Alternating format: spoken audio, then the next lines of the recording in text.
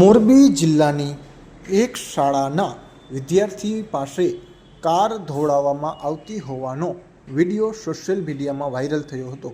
આ વિડીયો સામે આવતા શિક્ષણ વિભાગ હરકતમાં આવ્યું હતું અને આ ઘટના અંગે તપાસના આદેશ આપવામાં આવ્યા હતા।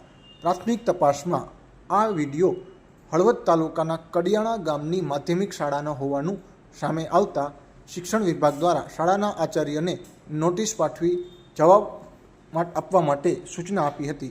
જોકે હજુ આ અંગે તપાસ ચાલી રહી હોય જેથી વધુ માહિતી સામે આવી શકી નથી। આ વિડીયો ક્યારનો છે અને કોણે બનાવ્યો છે તે અંગે પણ કોઈ સ્પષ્ટતા થઈ નથી, તેમજ ઇન્ડિયા એક્ઝેક્ટ ન્યૂઝ આ વિડીયોની પુષ્ટિ કરતું નથી।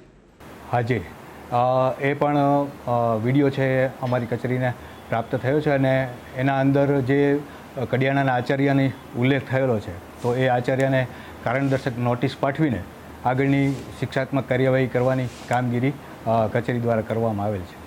ના, અત્યારે તો એ વિડીયાના આધારે અમે એમને કારણદર્શક નોટિસ પાઠવીએ છીએ અને તપાસના અંતે અત્યારનો છે કે સમય પહેલાંનો છે એ તપાસના અંતે શું થાય છે એના આધારે ખ્યાલ આવશે।